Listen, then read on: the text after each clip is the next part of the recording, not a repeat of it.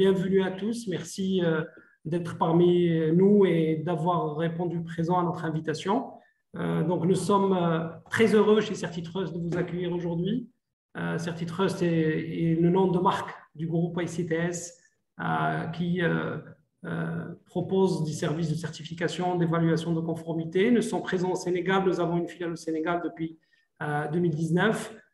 Et donc, c'est dans ce cadre-là qu'on a souhaité aujourd'hui organiser cette rencontre. Nous sommes un organisme d'audit, d'évaluation, d'inspection, mais qui est spécialisé dans les métiers, en tout cas dans la gestion des risques liés à la transformation digitale en général, à la cybersécurité, la protection des données personnelles. Mais nous sommes également généralistes, nous sommes également un organisme de certification généraliste. Donc, notre rôle vraiment, c'est de s'appuyer sur notre compétence, sur la compétence de nos équipes pour vous apporter un soutien, un support dans la gestion de vos risques opérationnels. Pour ce faire, nous avons un certain nombre d'accréditations qui nous permettent justement de justifier des compétences nécessaires en la matière. Nous avons également la confiance de certaines autorités gouvernementales comme l'ANSSI, l'Agence nationale de sécurité des systèmes d'information en France et son équivalent au Maroc, puisque nous sommes mandatés par ces organismes pour réaliser des prestations d'évaluation et des services d'évaluation de tout type qui sont en relation avec la digitalisation, avec la cybersécurité, avec ce qu'on appelle aujourd'hui depuis communément les services de confiance numérique. Et nous opérons en Afrique d'ailleurs à partir de Casablanca comme siège, mais nous avons également une présence au Sénégal et nous avons une filiale aussi au Kenya et nous sommes présents en Europe, en Amérique du Nord. L'entreprise a été fondée par vous avez une slide ici, vous avez les fondateurs et les dirigeants dans l'entreprise. Nous sommes à votre service pour tout ce qui est service de certification. Nous pouvons aussi, vous pouvez transférer des certifications que vous avez vers nous et nous pouvons assurer la continuité et vous fournir des services d'évaluation de conformité et de certification. Et donc, nous travaillons avec un certain nombre d'entreprises internationales et nous travaillons aussi avec pas mal d'entreprises en Afrique. Au Sénégal, par exemple, nous travaillons avec la LONASE, nous sommes aussi l'organe de certification de quelques filiales de la Caisse de dépôt et de consignation. Nous avons quelques entreprises industrielles aussi. Donc voilà, nous sommes très contents de vous avoir avec nous aujourd'hui. Donc le but d'aujourd'hui, justement, c'est de parler comme c'est annoncé dans le post de ce talk, ce qu'on appelle chez nous des Trust Talks, donc les talks de confiance. C'est le RGPD au Sénégal, c'est tout ce qui est gestion de la vie privée et gestion des données personnelles, que ce soit au niveau des entreprises, que ce soit au niveau institutionnel. Et pour ce faire, nous avons 3 éminents experts qui vont intervenir pour nous apporter leur éclairage.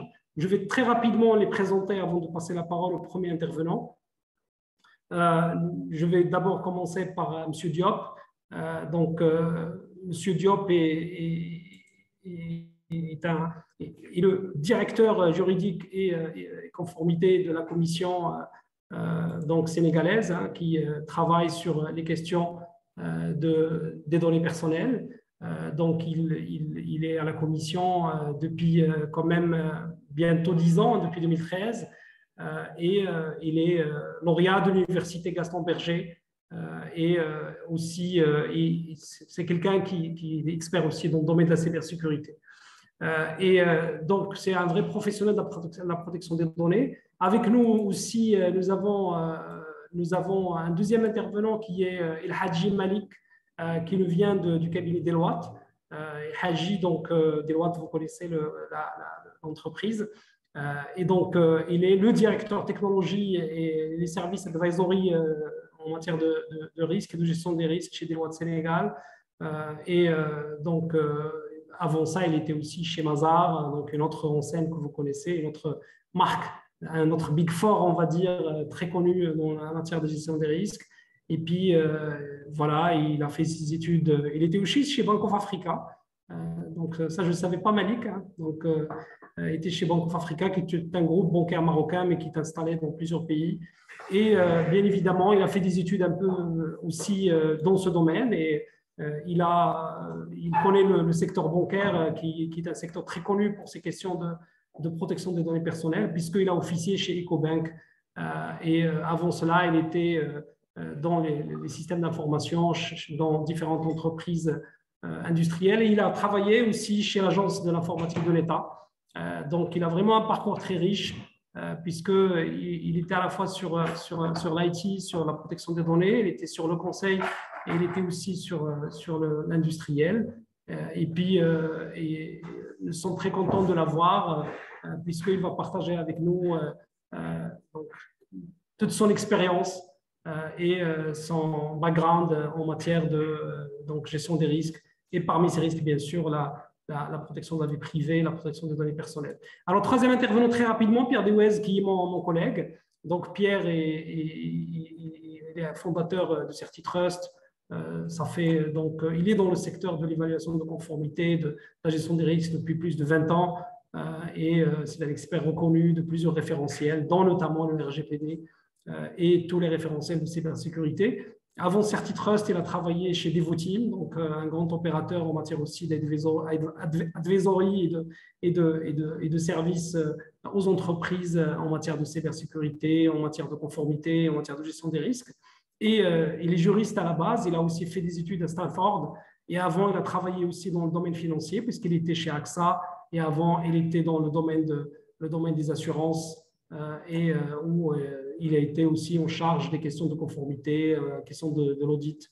Donc, il a travaillé quelques années chez la Fédération nationale des patrons en Belgique. Donc, je souhaite la bienvenue à nos trois intervenants. Et donc, je ne sais pas si M. Diop, il nous entend, parce que je souhaitais lui donner la parole en premier pour nous introduire un peu le cadre local au Sénégal. Monsieur Diop, vous nous entendez? Je pense que... Oui, on vous entend, Monsieur Diop. Désolé, j'avais des soucis de mise à jour avec... ouais. Je vous entends, je vous entends. Il n'y a pas de problème. Je vais mettre vos slides à l'écran. Et donc, je vous donne la parole et je pourrai les passer pour vous. Donc, faites-moi juste signe et je passe les slides. Il n'y a pas de problème. La parole est à vous, Monsieur Diop, et je vous remercie vraiment, encore une fois, d'avoir accepté de venir partager avec nos collègues sénégalais. Donc, c'est 60 minutes ou 90 minutes pour discuter du RGPD, enjeux et défis de conformité au Sénégal. Merci. La parole est à vous. Merci Omar, merci à tous ceux qui nous suivent, merci à Pierre Dewez, merci à Ella Chouali. Bonjour à tous. Donc, comme vous avez dit Omar, donc, nous allons aujourd'hui discuter du RGPD au Sénégal. Pour ma part, l'exercice consistera à présenter à peu près les enjeux et les défis de conformité par rapport au règlement général sur la protection des données personnelles au Sénégal. Alors, pour cette présentation, s'il vous plaît, ça va se faire sur 3 points. Donc, on va d'abord partir du paysage de la conformité au Sénégal, parce qu'il est important, avant de pouvoir discuter du règlement général, voir quel est le cadre local, le cadre sénégalais qui prévoit la protection des données personnelles, le cadre donc, normatif et institutionnel. Après ce rapide panorama et ce paysage sur la conformité donc, par rapport aux données personnelles, au respect donc, du droit de la donnée personnelle, nous allons passer aux enjeux de la conformité au RGPD pour les entreprises, en tout cas sénégalaises, qui sont concernées. Donc, ce sera un partage d'enjeux et voilà, peut-être bien que d'autres voient d'autres enjeux, mais nous avons essayé de voir les principaux enjeux aujourd'hui pour les entreprises à se conformer à ces règlements. Je ne dirais pas un nouveau règlement, bon, c'est depuis 2018 maintenant, mais à ces règlements sur la protection des données personnelles.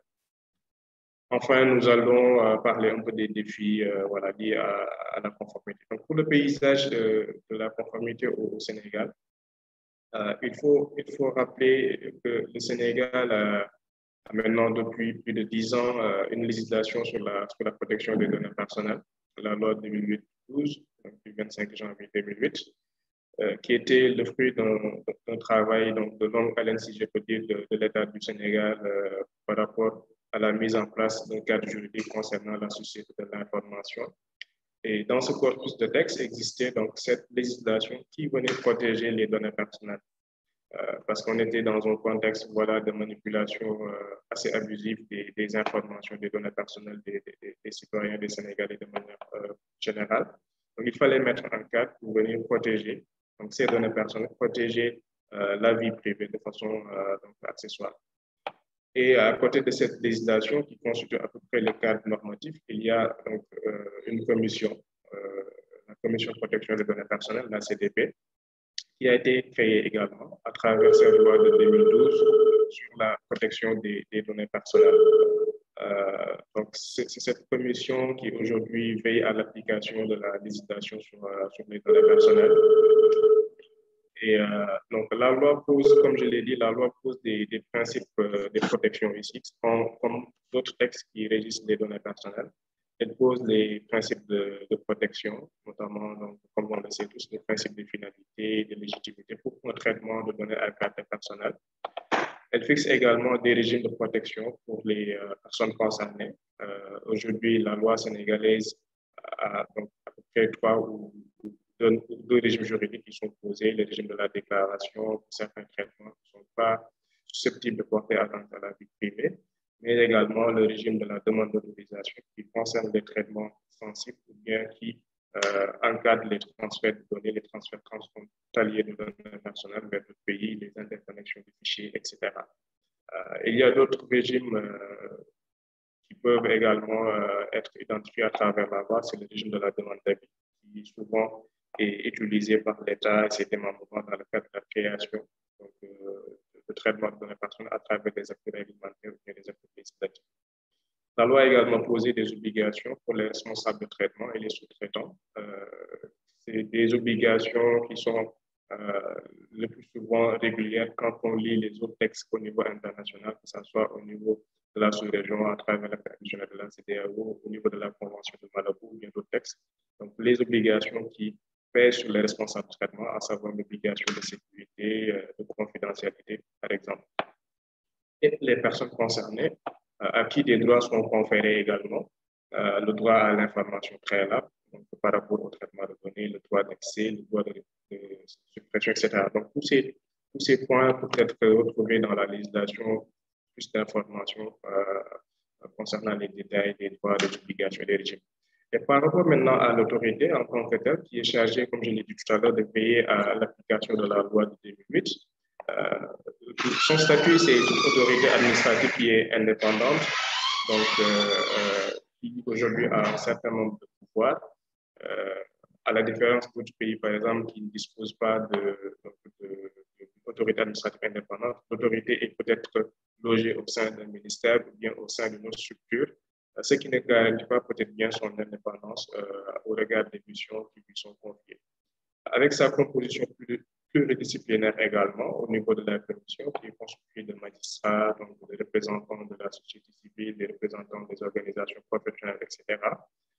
Ce qui donne une expertise assez diversifiée, technique ou juridique, à la commission pour pouvoir bien remplir ses missions.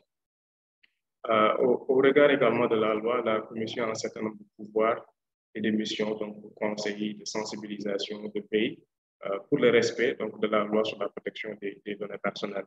L'expertise diversifiée, comme je l'ai dit tout à l'heure également, au regard de ses missions de faire respecter la loi, la commission est également consultée par ses homologues africains et étrangers pour pouvoir mettre à la disposition de ces homologues donc, son expertise concernant les domaines liés à la protection des données personnelles. Alors, après ce bref, peut-être rappeler juste que la loi a créé la commission en 2008, mais celle-ci a commencé à exercer ses activités et opérationnelles à partir de 2013. Donc, il y a eu un décalage par rapport à la création, la date de création et le démarrage de ses activités. Slide, s'il vous plaît. Donc, après ce bref, je dirais, aperçu du cadre normatif et institutionnel, on va faire un peu voilà, une revue du contrôle de conformité par rapport donc à la loi toujours, parce que comme je l'ai décrit tout à l'heure, il y a donc des actions qui sont posées par le cadre normatif par rapport au contrôle de la conformité des traitements de données personnelles. Ce contrôle est effectué à deux niveaux. Le premier niveau, c'est un contrôle de conformité qui est juridique, qui consiste effectivement à l'accomplissement des formalités préalables par rapport donc, au traitement des données personnelles.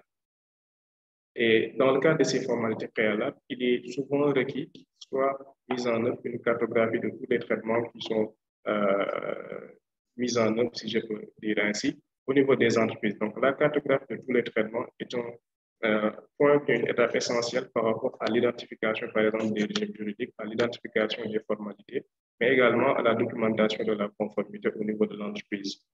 Donc, la CDP, aujourd'hui, en tant qu'autorité, exerce donc ce contrôle de conformité par rapport au traitement des données personnelles à travers les formalités préalables, c'est-à-dire les formulaires qui sont déposés, les déclarations et les demandes d'autorisation. Et la CDP peut également accompagner dans le cadre de cette cartographie les traitements qui sont mis en œuvre. Par rapport toujours donc, à ce contrôle de conformité juridique, il y a un contrôle qui est effectué sur le respect des droits des personnes, notamment sur les modalités d'exercice des droits des personnes. C'est vrai, la loi pose donc consacre des droits aux personnes, mais souvent la difficulté dans le cadre de la mise en œuvre de cette loi, bien le respect de cette loi, c'est par rapport à la formalisation des modalités. Est-ce que les modalités d'exercice des droits sont formalisées, sont documentées pour permettre, par exemple, à des personnes concernées par l'entraînement de pouvoir connaître le droit, de pouvoir connaître les voies et moyens pour pouvoir faire des recours par rapport au traitement de leurs données personnelles. Pour ce qui est maintenant du contrôle de la conformité technique, là, c'est au niveau donc, du respect donc, des obligations qui incombent aux responsables de traitement, notamment l'obligation de sécurité et de confidentialité. Mais ici, l'accent sera mis sur la sécurité des données. Parce que quand la CDP, donc l'autorité de protection, effectue un contrôle donc, technique de la conformité, il est apprécié donc, le niveau de sécurité qui est offert par l'entreprise ou bien par le responsable de traitement, d'un point de vue technique, mais également d'un point de vue organisationnel. Surtout ce dernier point qui pose beaucoup de problèmes. Souvent, les organisations ont souvent du mal à mettre en œuvre donc, des politiques ou bien je dirais en tout cas des procédures concernant donc, les mesures de sécurité pour les données personnelles. Souvent, on peut retrouver des politiques de sécurité concernant les systèmes informatiques, etc., qui sont utilisés en entreprise. Mais par rapport aux données personnelles, on ne ressent pas donc, cet accent qui est mis sur les données personnelles par rapport aux mesures de sécurité organisationnelles qui sont mises en place.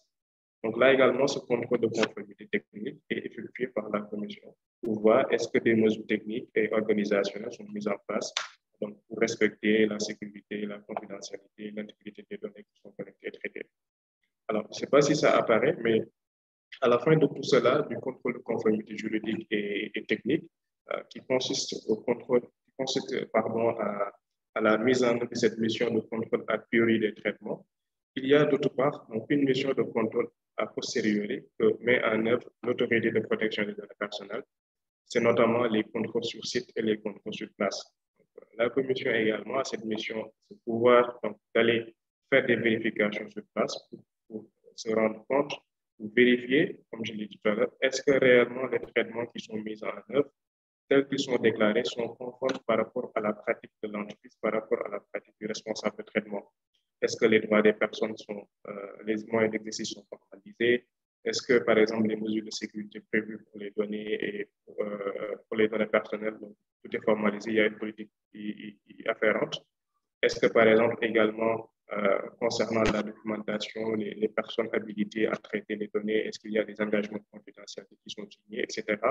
Est-ce que, de manière générale, le traitement est conforme à la loi et est conforme à la déclaration ou à la demande d'autorisation qui a été donc envoyée ou qui a été faite auprès de la commission?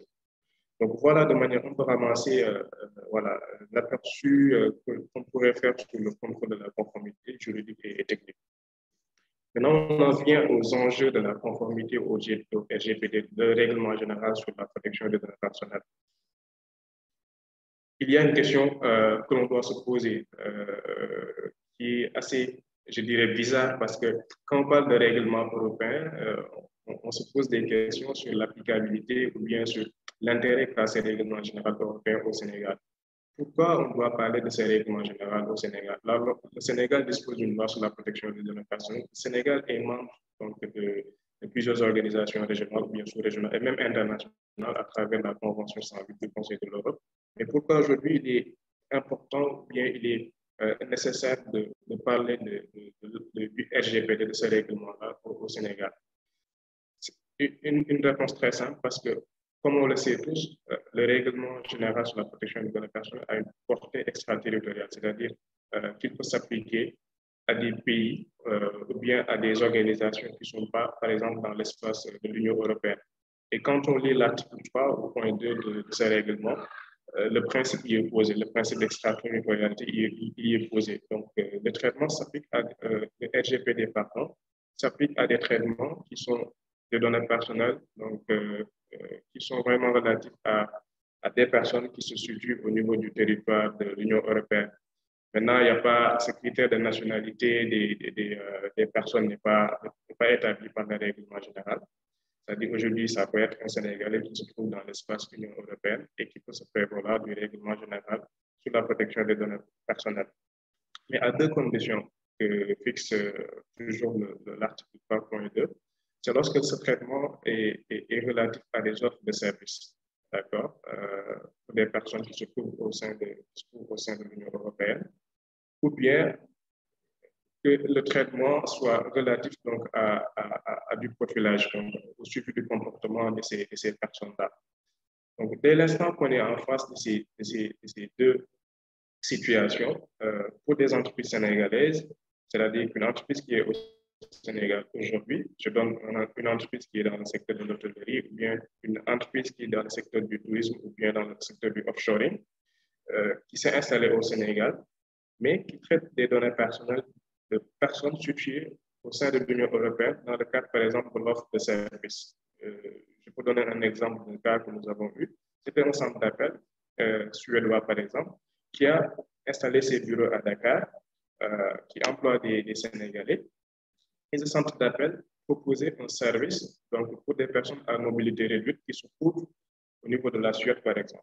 Et dans ce cas-là, le règlement général va s'appliquer parce que le traitement concerne des personnes qui se trouvent au niveau de l'Union européenne et c'est mis en œuvre par une entreprise qui se trouve au Sénégal. Donc là, l'entreprise qui se trouve au Sénégal, à savoir ce centre d'appel-là, qui accompagne des personnes bien qui offre un appui pour les personnes à mobilité réduite, devra respecter le RGPD, doit mettre en place donc, toute la documentation, toutes les dispositions, en tout cas toutes les conditions exigées par le RGPD. Le suivi du comportement également, c'est souvent aussi le cas. Souvent, il y a des entreprises sénégalaises qui sont dans le domaine, par exemple, du marketing digital, ou bien dans le domaine du inbound marketing, ou bien dans le domaine, par exemple, toujours de l'offshoring, qui peuvent également mettre en œuvre des traitements de données personnelles liés donc, au profilage, à l'analyse comportementale, et que ces personnes soient également établies au sein de l'Union européenne. Et pour la même chose que l'exemple que j'ai cité tout à l'heure concernant le centre d'appel, ces entreprises ont également l'obligation de respecter le RGPD, de mettre en œuvre les exigences fixées par le RGPD. C'est le cas également des entreprises sous-traitants. Souvent, lorsqu'il y a une externalisation de services vers le Sénégal, une entreprise sénégalaise qui sert de sous-traitant, l'entreprise sénégalaise qui sert de sous-traitant devra également respecter donc, le RGPD parce que voilà, selon les deux critères que nous avons vus tout à l'heure, il y a donc cette offre de service ou bien il y a ce profilage qui est effectué à partir de l'entreprise qui est sous-traitant et qui est au Sénégal et qui traite des données personnelles de personnes situées au sein de l'Union européenne. De toute façon, Pierre, je pense que va y revenir de façon plus large concernant l'extraterritorialité du RGPD. Maintenant, les enjeux. On a parlé de la nécessité de discuter ou bien de la nécessité d'apprécier le pourquoi les RGPD s'appliquent au Sénégal. Quels sont aujourd'hui maintenant pour ces entreprises sénégalaises qui sont concernées, pour lesquelles on a donné des exemples, de se conformer au règlement général européen sur la protection des données personnelles. Alors, le premier enjeu que l'on peut identifier ici sont les opportunités d'investissement qui peuvent donc exister pour une entreprise sénégalaise aujourd'hui. Je donne un exemple d'une entreprise qui est spécialisée dans le conseil et les services informatiques, qui fait également de l'outsourcing, par exemple.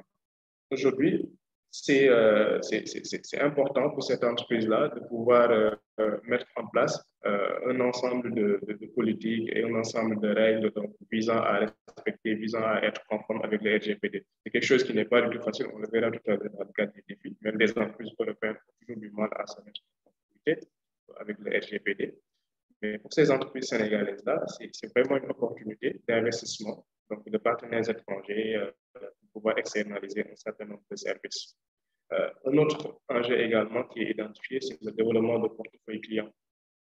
Toujours l'exemple de cette entreprise-là qui fait de l'outsourcing, qui exporte donc des produits, donc, qu'on appelle le BPO par exemple. Le BPO, donc cette entreprise-là, aujourd'hui, a une opportunité de développer son portefeuille de clients. Donc des clients entreprises européennes, bien des clients entreprises qui se trouvent dans d'autres espaces régionaux. Dès lors que voilà, les règles, bien des politiques de conformité par rapport au GPD sont fixées et établies. Il y a un enjeu de compétitivité également entre deux entreprises concurrentes qui sont dans le marché du conseil et de l'informatique. Celle qui respecte, bien celle qui met en œuvre le RGPD, c'est sûr que voilà, c'est celle-là qui sera plus compétitive par rapport à l'autre. C'est également un gage de confiance pour une entreprise aujourd'hui sénégalaise qui est concernée, impactée par le RGPD, de respecter ces règlements généraux-là.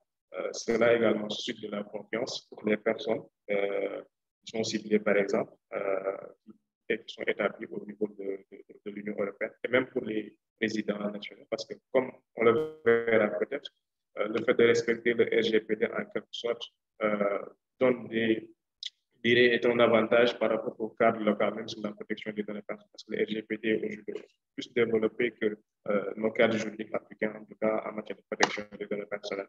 Le RGPD offre donc plus de garanties, si je peux dire, donc, pour le respect de la vie privée, pour le respect donc, le traitement des données dans le cadre du traitement des données personnelles. Alors, les défis, je vais y aller très rapidement, mon temps est un peu fini. Quels sont maintenant les défis auxquels vont faire face ou bien on fait face certaines entreprises qui sont concernées par le RGPD? Alors, depuis son entrée en vigueur en 2018, il y a beaucoup d'entreprises qui ont saisi la commission sur la complexité du texte. Bon, certaines même ne connaissent pas le RGPD, mais d'autres qui connaissent le texte, le même mot est revenu. Le document, le texte, le règlement est compliqué, il y a beaucoup de choses, il y a beaucoup d'exigences, etc. Donc, cela constitue un défi pour les entreprises qui sont aujourd'hui impactées et concernées par rapport à la compréhension du règlement, par rapport à la compréhension de nos obligations qui sont posées par le règlement. Alors, à côté de cette complexité et de cette difficulté de compréhension et de maîtrise du RGPD, qui est très difficile, comme je l'ai dit tout à l'heure, même pour des entreprises européennes et même américaines, pour maîtriser et mettre en œuvre de façon conforme le RGPD, il y a le coût. Être conforme avec le RGPD nécessite également ou bien constitue vraiment un coût par rapport donc, au respect de ce document-là. Parce qu'il faudra mettre en place énormément de politiques, de stratégies et également la documentation, recruter donc, des personnes, former des personnes, mettre à niveau des personnes, mettre en place des processus, tout ce qui est donc, les analyses d'impact parce qu'on est concerné, le recrutement de personnes qualifiées, les DPO, les dettes, les DPO, etc. Donc, tout cela a un coût pour pouvoir arriver à vraiment être conforme avec le règlement général donc sur la protection des données. Et il faudrait que l'entreprise soit prête à y mettre donc, voilà, le prix pour pouvoir continuer, comme je l'ai dit tout à l'heure, à développer son portefeuille client et à attirer également des investissements pour des partenaires européens dans le domaine du numérique. Alors, le suivi et évaluation de la conformité également constitue un autre défi pour les entreprises qui sont en train ou bien qui ont déjà implémenté le RGPD dans le cadre de leur processus, dans le cadre de leur process. Il est également très difficile de pouvoir faire le suivi, faire l'évaluation, donc à mi-chemin pour voir est-ce qu'on est voilà, conforme aux exigences du RGPD. Et selon que l'entreprise dispose de nouveaux projets, met en place de nouveaux projets dans le domaine, que ce soit dans le domaine de l'intelligence artificielle, dans le domaine de l'IoT, parce que je vois des exemples sénégalais aujourd'hui qui mettent en place beaucoup de solutions avec des technologies émergentes. Il faut à tout ce moment-là, à tout l'état des processus, effectuer un suivi, une évaluation du respect du règlement général sur la protection des données personnelles. Next slide. Maintenant, après ces défis, il va falloir que les entreprises puissent réfléchir comment arriver à les relever. Et pour cela, il y a il y a des leviers sur lesquels on peut s'appuyer, on peut actionner. Déjà, le premier levier, c'est la CDP qui est vraiment un partenaire de confiance, qui va accompagner les entreprises sénégalaises qui sont concernées dans le cadre de formation, dans le cadre également de conseil, donc, pour pouvoir déjà connaître les exigences du RGPD et comment mettre en œuvre, comment se conformer à ces règlements-là. Et il y a également un autre point qui est très important pour pouvoir arriver peut-être à relever les défis de la conformité. C'est déjà de se conformer au cadre local de la protection des données personnelles. Parce que si on est un peu familiarisé avec la législation sénégalaise, avec le cadre local, je ne dirais pas que ça sera plus facile, mais en tout cas, ça va beaucoup aider dans le cadre de la compréhension de certaines dispositions du règlement général, dans le cadre des obligations qui attendent donc les entreprises sénégalaises qui sont concernées. Alors, autre point que l'on pourrait également relever pour pouvoir arriver à bout de ces défis-là, c'est la mise au niveau des compétences pour les entreprises aujourd'hui. C'est un nouveau texte, bon, pas nouveau, mais en tout cas, c'est un texte qui, comme on l'a vu, qui est assez complexe et il faudra mettre à niveau les compétences au niveau de ces entreprises-là, pour que ce soit les personnels juridiques et techniques qui sont également spécialisés dans la cybersécurité et tout. Il faudra mettre à niveau les compétences par le biais de la certification. Donc, il y a des certifications qui sont aujourd'hui offertes sur le marché. Bon, c'est un peu de la pub pour Certitrust, donc qui offre des certifications sur le marché. De la formation également pour donc les ressources humaines pour, voilà, pour également les mettre à niveau par rapport à ces règlements parce que je vais en parler peut-être parce que la loi sénégalaise également, qui est en cours d'actualisation, va poser une exigence de désigner des DPO, des délégués à la protection des données personnelles.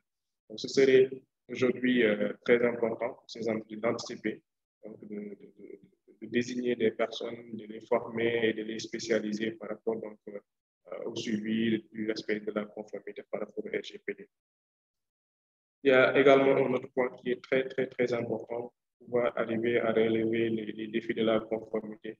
C'est de penser données en entreprise, c'est de penser données, c'est de penser à la gouvernance, donc c'est de mettre en place une gouvernance qui est vraiment centrée sur la donnée dans le cadre de l'architecture de l'entreprise, dans le cadre des process, dans le cadre des métiers, qu'il y ait toujours une démarche qui est centrée donc, sur les données.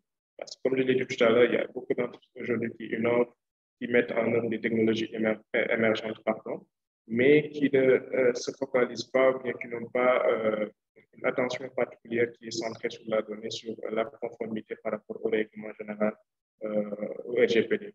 Donc, il faudrait, dans le cadre de cette gouvernance qui est centrée donnée, de prévoir une place particulière à la conformité. Dès l'instant qu'il y a des architectures, une architecture, des métiers, des processus nouveaux qui sont mis en place, qu'il y ait donc au préalable cette démarche-là de conformité par rapport au RGPD.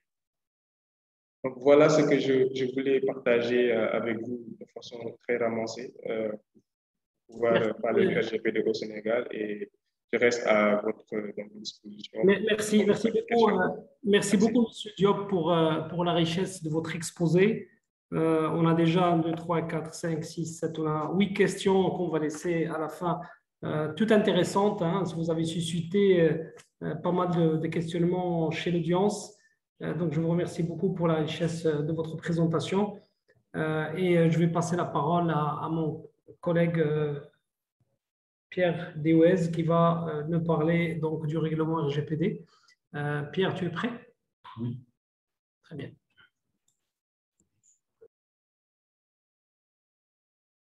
Malik, tu es avec nous? Oui, je suis là, Omar. Je vais te passer la parole, Malik, juste le temps que Pierre se reconnecte. Oui, bien sûr. Tu voudrais bien passer le slide, s'il te plaît? Alors, je vais juste partager. Je peux juste introduire. Je vais juste partager tes. Oui, tu peux y aller. Hein. Là, voilà, exactement. Oui. Voilà. Je pense que c'est. Je vais juste emboîter le pas. Ouais. Parfait. Merci beaucoup, Omar. Alors, moi, je vais surtout emboîter. Bonjour à tous hein, et merci de prendre part à cette session avec nous.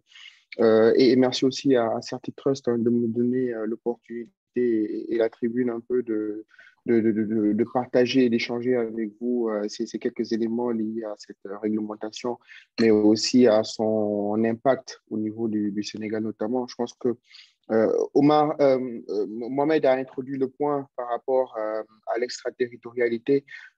Pierre va revenir là-dessus un peu plus tard, mais aujourd'hui, il est vraiment important déjà de voir le changement de paradigme auquel nous faisons face aujourd'hui. Il y a lieu de se demander si on devrait vraiment considérer le chef d'entreprise comme étant un responsable ou encore une victime si jamais il arrivait à ce qu'il y ait une infraction en termes de réglementation ou encore en termes de brèche de cybersécurité. Parce qu'aujourd'hui, comme nous le savons par rapport au règlement général de protection des données personnelles ou encore par rapport à la loi de protection des données personnelles dont Mohamed a parlé tantôt, les dirigeants font face quand même à l'un des rares règlements qui aujourd'hui fait appel autant à la responsabilité civile qu'aussi qu'à la responsabilité administrative. Et ça, il faut vraiment en tenir compte.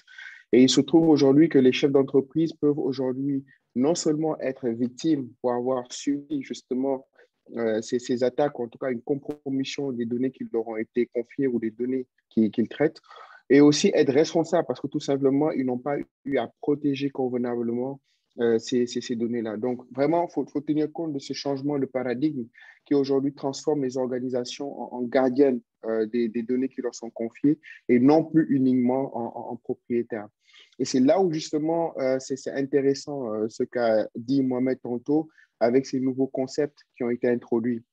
D'ailleurs, que vous voyez au niveau des slides, notamment la notion de security by design, qui est extrêmement importante, qui consiste tout simplement à assurer la sécurité dès la conception des différents actifs informationnels.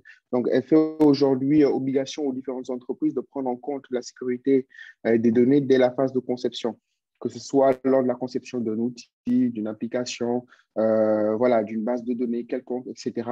Déjà dans le design et dans la conception, voir quels sont les contrôles qui peuvent être mis en place pour pouvoir assurer une certaine sécurité des informations et des données qui sont traitées ou utilisées.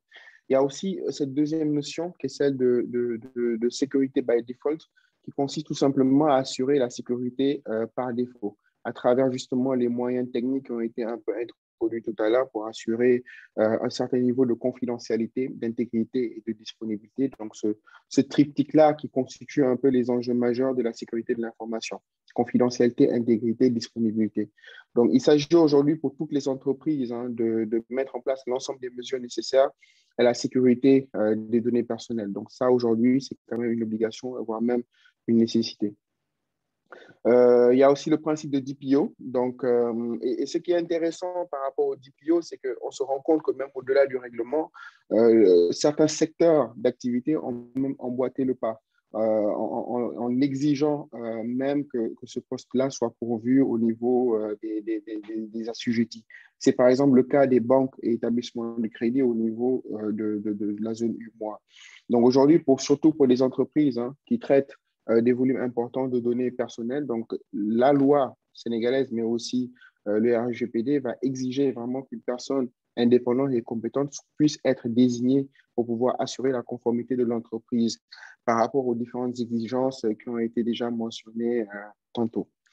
Le dernier concept que j'aimerais aborder, c'est surtout le volet AIPD, donc pour analyse d'impact sur la protection des données, donc DPIA en anglais, qui est surtout aujourd'hui un outil qui va permettre de pouvoir construire un traitement conforme au RGPD, mais aussi respectueux de la vie privée. Donc, elle va surtout concerner les traitements de données personnelles qui sont susceptibles d'engendrer un risque élevé pour les libertés des personnes concernées.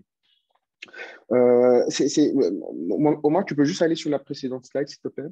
Donc, tout ça pour dire qu'il y a un ensemble de mesures à prendre en compte. Et j'aime bien le propos de Mohamed quand il dit que ce sont des mesures qui sont non seulement techniques, mais aussi organisationnelles pour le compte des entreprises qui aujourd'hui sont assujetties.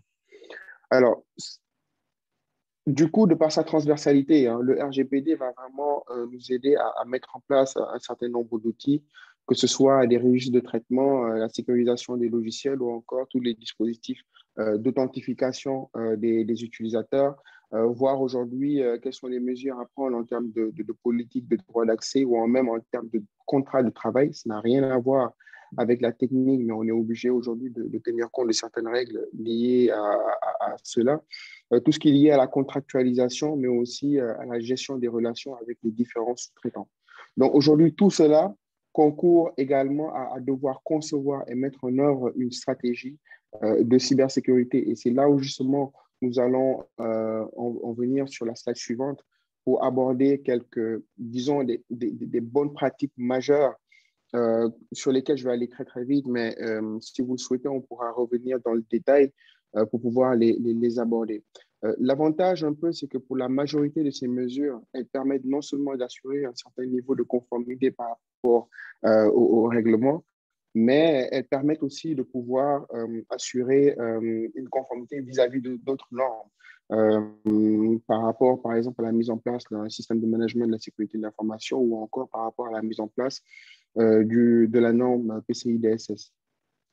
Le premier élément sur lequel j'aimerais insister, c'est déjà le fait de bien connaître le parc que vous gérez, donc avoir une visibilité sur l'ensemble des composantes matérielles et logicielles de votre infrastructure informatique. Et ça, c'est d'autant plus important pour surtout éviter et minimiser le risque de surprotection ou encore de sous-protection. Mais aussi, on ne peut pas aujourd'hui protéger des actifs dont on n'a pas une claire visibilité. Donc, aujourd'hui, pour moi, il s'agit de la première action à mener, être sûr de disposer d'un inventaire fiable qui n'est pas mis à jour de manière ponctuelle régulièrement, mais qui est plutôt mis à jour as you go, donc au fur et à mesure qu'évolue le parc. Donc, ça voudrait dire qu'il faudrait des procédures assez huilées, peut-être en collaboration avec les achats ou les moyens généraux. Et ça impacte aussi les différents partenaires avec qui vous travaillez, notamment si jamais il y a des liaisons télécom que vous utilisez avec eux, etc. Le deuxième point, c'est surtout les sauvegardes, donc les réaliser de manière régulière et bien sûr conformément à une stratégie qui a été bien pensée et bien conçue. Parce que c'est en temps de paix que l'on prépare la guerre. Donc autant aujourd'hui être sûr de disposer de l'ensemble des sauvegardes des données ou en tout cas des éléments sensibles pour pouvoir être sûr de pouvoir les restaurer si jamais dans le futur le besoin se fait sentir. Maintenant, on parle justement de restauration et c'est justement l'occasion d'insister sur le fait que les restaurations, on ne doit pas attendre d'avoir justement un incident pour le faire, mais plutôt d'organiser des tests de restauration réguliers pour pouvoir justement être sûr que ces fichiers-là seront fiables le moment venu. Un autre point sur lequel j'aimerais insister, c'est aussi s'assurer d'avoir un certain niveau de mise à jour. Parce que si on prend par exemple le cas des antivirus ou encore de tout autre logiciel, une chose est de l'installer, mais une chose est de s'assurer que les bases de signatures sont toujours dans leur dernière version pour pouvoir justement parer à toute éventualité de velléité, de compromission par rapport à ces différents fichiers. Un point aussi important, c'est la robustesse vraiment des mots de passe. Et là, j'insiste beaucoup là-dessus parce que culturellement, hein, je pense que ça, nous le savons tous au Sénégal, on peut avoir tendance à vouloir utiliser des mots de passe assez faibles, peut-être pour ne pas l'oublier ou peut-être pour satisfaire certains utilisateurs qui souvent ont tendance à les oublier assez souvent. Mais il est aujourd'hui important de pouvoir justement veiller à une certaine robustesse ou une certaine complexité de la stratégie de mot de passe qui a été mise en place au niveau de la structure, mais aussi la généraliser à l'ensemble des systèmes qui ont été déployés. Donc ça aussi, c'est un élément extrêmement important. Donc, quel que soit aujourd'hui l'amour que vous portez pour votre femme, pour votre époux, pour vos enfants, c'est pas pour autant qu'il faudrait permettre aux utilisateurs de faire usage de certains caractères qui les caractérisent. Permettez-moi cette répétition pour pouvoir justement les utiliser comme mot de passe. Donc, c'est aussi extrêmement important. Et aujourd'hui, on a tous les outils qu'il faut pour pouvoir déployer les règles nécessaires à l'échelle d'un parc informatique. Il y a aussi tout ce qui est dispositif de firewalling, hein, mais aussi de règles de filtrage pour pouvoir justement protéger les utilisateurs, ou en tout cas votre réseau, depuis les différentes portes d'entrée ou de sortie que vous avez au niveau de votre organisation. Ensuite, nous avons aussi un point qui est extrêmement important, bien sûr, c'est la messagerie, mais je vais surtout terminer par la formation. Je pense que c'est là où justement il y a beaucoup d'efforts à faire. Comment aujourd'hui arriver à ce que les utilisateurs que nous avons ou les collègues que nous avons dans nos organisations ne constituent pas les maillons faibles du dispositif de conformité qui a été mis en place. Et ça ne passe forcément que par la sensibilisation assez régulière, déjà lors de l'entrée, lorsqu'ils prennent fonction au niveau de l'organisation, mais de manière assez régulière pour pouvoir s'assurer que voilà, il y a toujours ce refresh pour pouvoir les amener à développer cet automatisme. Donc, grosso modo, voici un peu quelques éléments liés au volet cyber et à ses implications que je voulais aborder. Je vais juste conclure en disant que cette conformité-là, il est important de vous assurer, si jamais vous êtes assujetti, que vous êtes au point là-dessus, mais ne le faites pas exclusivement pour soit disposer d'une attestation particulière ou encore pour pouvoir satisfaire le régulateur. Faites-le certes pour ça, mais faites-le d'abord pour pouvoir vraiment protéger les actifs qui sont les vôtres, les actifs informationnels qui sont les vôtres, mais aussi ces actifs informationnels qui ont été mis à la disposition de votre organisation, soit par des partenaires, soit par des clients ou encore les membres du personnel eux-mêmes. Donc, voilà pour moi et je serais ravi de répondre à d'éventuelles questions liées à ce volet. Merci. Merci donc Malik pour cet éclairage. Donc on va donner la parole aux derniers intervenants, donc à Pierre. Donc je vais juste mettre sa présentation à l'écran. Alors, la présentation de Pierre. Ok, donc, juste une minute, on va.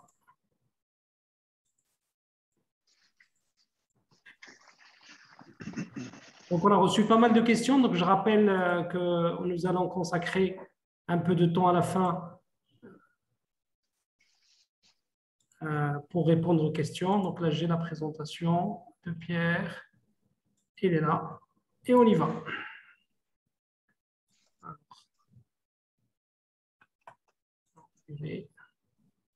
Donc, Pierre, là, c'est ta présentation qui est à non, c'est pas ta présentation qui est à l'écran. Enregistré. Voilà, c'est ta présentation qui est faite. Oui, je vais la mettre en plein écran et puis c'est bon. Parfait. Bonjour à tous. Donc, merci de participer à notre 5e Trust Talk sur le RGPD au Sénégal. Merci donc à M. Diop et à M. Gay pour leurs interventions qui ont été finalement très éclairantes sur l'état de cette question au Sénégal, à la fois d'un point de vue réglementaire, mais aussi d'un point de vue pratique et d'un point de vue des mesures de sécurité à mettre en place. On aura peut-être l'occasion d'y revenir dans quelques instants dans le cadre de ce que je vais également vous expliquer sur le contexte global. Donc, pour ma part, l'objectif de cette présentation, c'est de vous entretenir durant les minutes qui viennent sur le contexte général dans lequel, finalement, la relation s'établit entre la réalité de terrain pour les entreprises du Sénégal, eu égard au cadre référentiel, aux exigences, finalement, qui sont liées au RGPD sur le plan européen. Alors, la protection des personnes, finalement, elle est instituée d'entrée de jeu dans le règlement général sur la protection des données, puisque l'article 1er stipule que, finalement, la protection des personnes physiques à l'égard du traitement des données à caractère personnel est un droit fondamental. C'est une reconnaissance, non pas simplement d'une capacité, mais c'est également la reconnaissance d'un droit, un droit fondamental qui est lié, en fait, au droit à la protection des données à caractère personnel la concernant. Il y a tout un historique, bien entendu, le RGPD, sur lequel je ne vais pas revenir, mais la déclaration notamment des droits humains du Conseil de l'Europe a mis en évidence notamment cette obligation.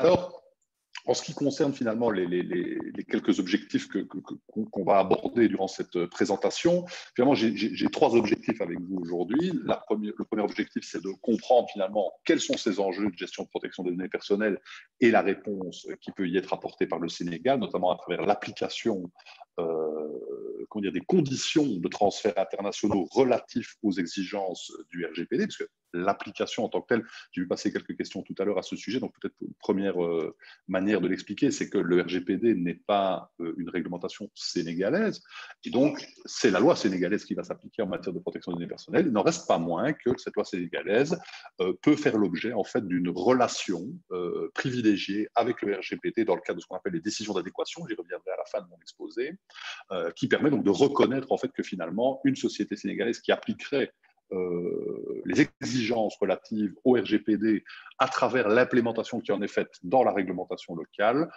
pourrait évidemment être tout à fait conforme et reconnue sur le plan de ses services à des résidents de l'Union européenne.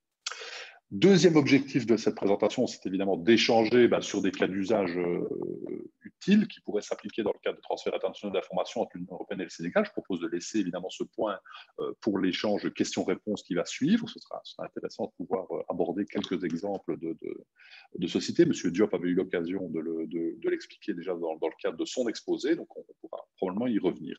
Et le troisième objectif, découvrir ensemble les bonnes pratiques de gestion de données personnelles, notamment en termes de respect de la vie privée, des responsabilités civiles et réglementaires des parties prenantes. Alors, dans le cadre de la transformation numérique à laquelle nous assistons aujourd'hui, il faut bien se dire une chose, c'est que cette transformation numérique, c'est finalement un changement de paradigme assez important. C'est le changement de l'utilisation de la technologie du numérique dans tous les domaines de la société humaine. C'est une phase de transformation qui signifie en fait que l'utilisation du digital va permettre de façon assez intrinsèque de nouveaux types d'innovation et de créativité dans un certain nombre de domaines, non pas simplement de les améliorer ou de venir en support à des méthodes traditionnelles. C'est vraiment un changement dans la manière de fonctionner. On l'a vu à travers notamment ce qu'on a appelé au début du siècle l'Internet 2.0, qui s'est très rapidement transformé en un Internet multifonctionnel finalement. Aujourd'hui, les logiciels en mode SaaS, les réseaux sociaux et toute une série d'autres outils finalement sont mis en place avec des innovations qu'on ne pouvait même pas imaginer il y a ne fût-ce que, Omar l'a dit tout à l'heure, j'ai à peu près 22 ans de carrière, il y a 22 ans de ça, voire un peu plus. Les progrès technologiques et numériques entraînent également un changement qui est à la fois profond et perturbant dans notre monde connecté et qui va avoir un impact évidemment sur chaque aspect de la vie de tous les citoyens. Le rythme et l'ampleur de ces avancées qui vont changer finalement notre façon de travailler doivent aussi permettre d'identifier et de mettre à profit à travers notamment le respect des exigences et leur correcte interprétation, de mettre à profit les opportunités, d'aborder finalement les défis que ces opportunités génèrent et également les risques qui les accompagnent.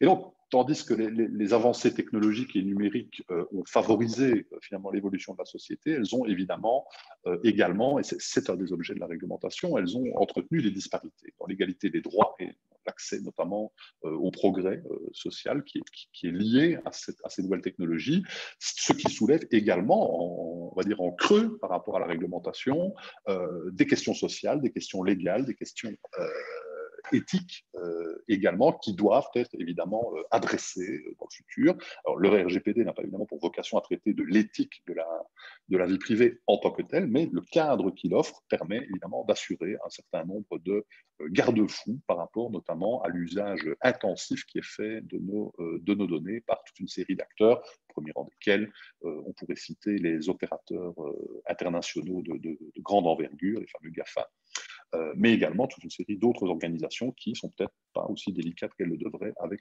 les données que nous leur confions, et parfois nous ne savons même pas quelles sont toutes les données qu'on leur a confiées. Donc, dans le contexte de cette évolution, il faut évidemment aussi se rendre compte que la digitalisation étant finalement un paradigme qui a permis un grand nombre d'automatisation, l'IoT notamment, si vous permettez, on peut juste reculer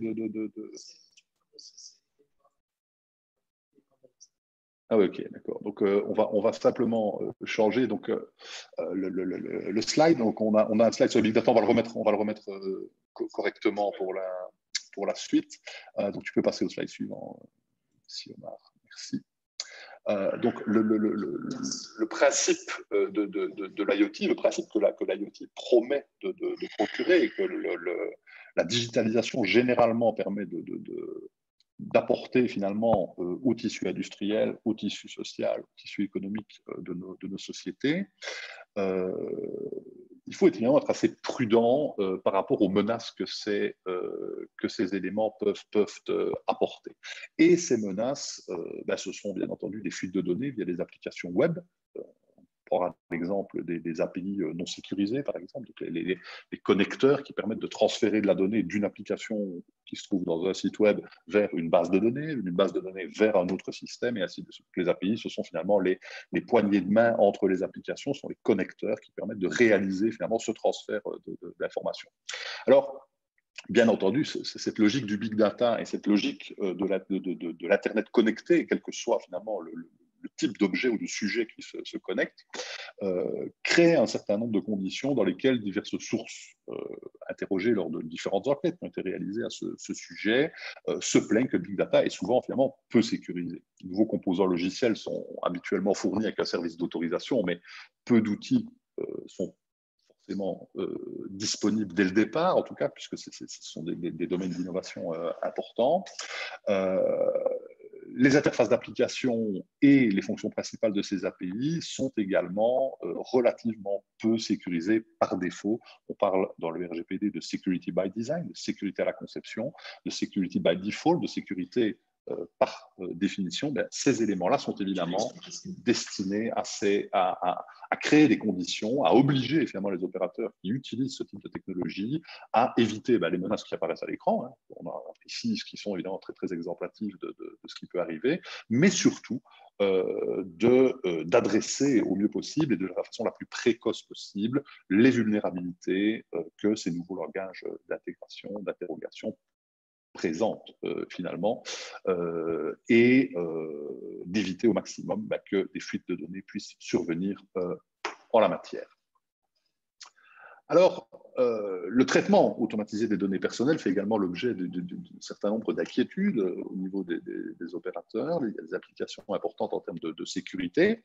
Plusieurs risques de sécurité qui existent évidemment par rapport aux différents aspects qui sont liés à l'information spécifique et aux analyses big data sous-jacentes au système automatisé de prise de décision. Et donc, à côté de cela, le RGPD, quelque part, crée une obligation pour les organisations, d'abord de reconnaître ces nouveaux risques à travers notamment les évaluations d'impact sur la vie privée qui peuvent être réalisées dans un certain nombre de cas, et mettre en place des mesures de sécurité appropriées également.